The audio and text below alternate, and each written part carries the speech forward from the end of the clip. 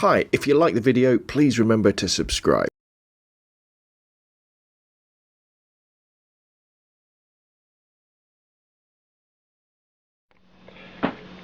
Hi, my name is Rob from robandphoto.com, and this is my short little video all about Super 8 and 8mm cameras. If you've been listening to the podcast or reading the blog recently, you'll know that I've been talking about these types of movie cameras. I thought it would be great to just have a quick introduction if you're looking out for one, so you know the differences between the two, because on the face of it they're pretty similar, but actually they're pretty different.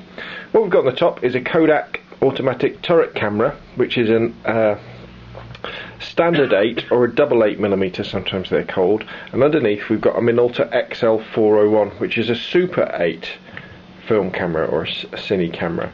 As you can see, the sizes are very similar, but the Kodak is a much older camera, taking the older standard 8 or double 8 film, and the Minolta takes the Super 8 film, which is still, well, but both films are still readily available now, but Super 8 is more popular. There's more people stock it, more people who develop it, and it's actually cheaper as well.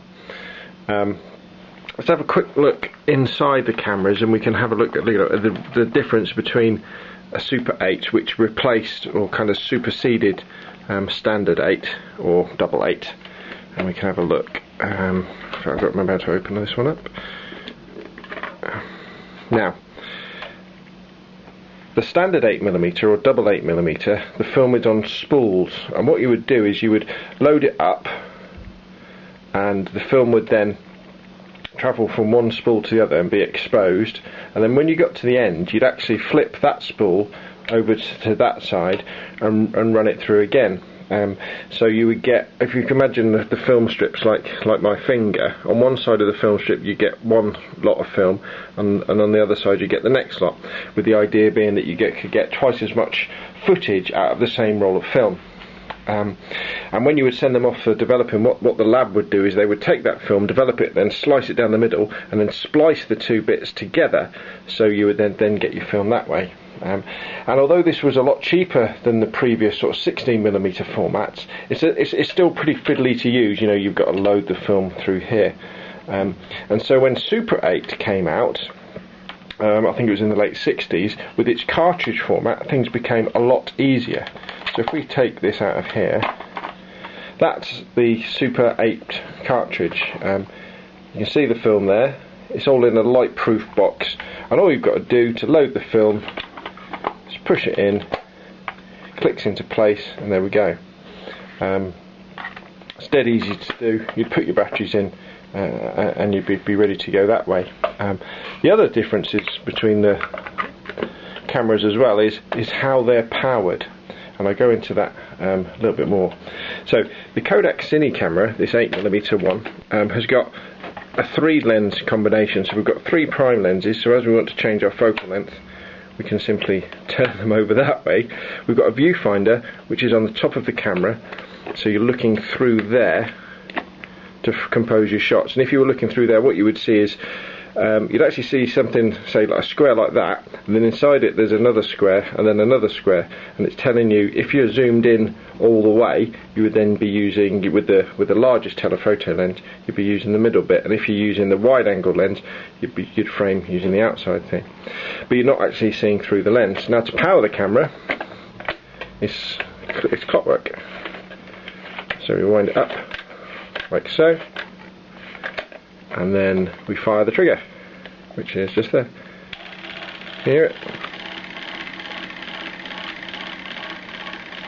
Now this particular camera is can be fully automatic. There's a light meter there, and as the light changes it alters the aperture. Now it does have, and there's not much information on this camera on the internet as well, but see if I can see it. Where is it? Alright, there it is on the top.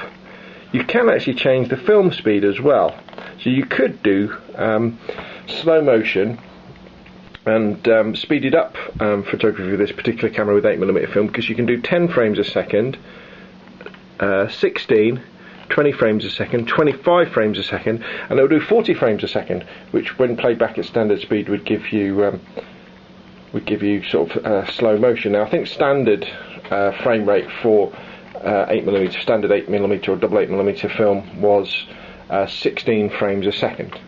So there we go. Now these cameras are very old by now. This one was probably made in the 1950s, so it's going on for 60 years old. I haven't put any film for it. I don't know whether it works or not. But you know, if I can get somebody to send me some film, or I can get some cheap, I'll definitely have a go. But as I say, 8mm standard 8 or double 8 has been replaced by Super 8, which is a big advantage of it. It's so easy to use. Now, when you are looking out for a Super 8 camera, one of the things that lots of people recommend is to check the power supply. Now, this being a later Super 8 camera, it actually uses the much preferred 2AA battery power supply. Now, the reason for that is earlier cameras would often use one power supply to run the motor, and then a separate power supply to run the light meter. And they tend to be button cell batteries, and if you're into your old vintage cameras, you'll know that button cell batteries can be quite difficult to get hold of now, and quite expensive. But this one runs off 2AAs. I'm not sure if there's any juice in these batteries actually. Let's have a look. So what you do with the Minolta XL401 is you simply turn it to on, take the lens cap off, and what we're doing actually with this one is we're looking through the eyepiece there, and that lets us see directly through the lens. So it's a excuse me, so we can see exactly what we're meant to be doing. And this camera actually has manual focus, and then it has a zoom, but it also has a power zoom when you're using it, and the trigger is there. It's fully automatic via the light meter, but you can also go to manual mode by flicking that down to there, and I don't know whether you can see this, but you can then adjust the aperture up and down. And the XL401 also has, obviously we've got on-off battery check, backlight facility. What that means is, imagine your subject has got a bright light behind them, so in effect overexposes the scene, so your subject is correctly exposed. But it also has an intervalometer and a self-timer, so if you click it to one of those, after 10 seconds the camera will then take a movie for about 20 seconds. Or you've got an intervalometer, so that enables you to do time-lapse photography, where you just set the camera up and then it will just go click. You know, take a picture every 10 seconds or every second, so when you play it back at standard speed, things to speed up, so things like sunsets, clouds moving, that sort of stuff. And you can also take single shots, which means you can do stop motion really simply. But let's see if that battery had any juice in it, and we'll just press the trigger.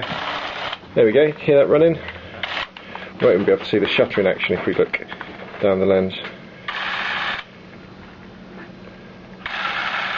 But you can't really see now. While we're at this end though, you can also see that this has got a Minolta Rockall zoom lens on it with a maximum aperture of f1.2, which is, if you know your f-stops, you know that f1.2 is pretty fast. Excuse me, got a bit of a cold today. So there we go, that's a quick introduction to 8mm Cine cameras. You've got the older standard 8 or double 8mm format, which has been superseded by Super 8, which is cheaper, and there's more labs out there processing it, and as you can see it's easier because the film is in a cartridge format. So when you're out and about at the car boot sales, at the thrift shops, routing through your relative garages and things, look out for Super 8, and then again if you see a Super 8 camera, always pop it open to check the batteries are alright, and it's preferable to have ones that use 2AA batteries to run the motor and the light meter rather than the ones that run on separate button cells for the light meter as well. Okay, so look out for further videos as we go along with examples of the actual output from the Super 8mm, and I'll probably do 8mm one as well. My name's Rob from robnonphoto.com. Thanks for watching.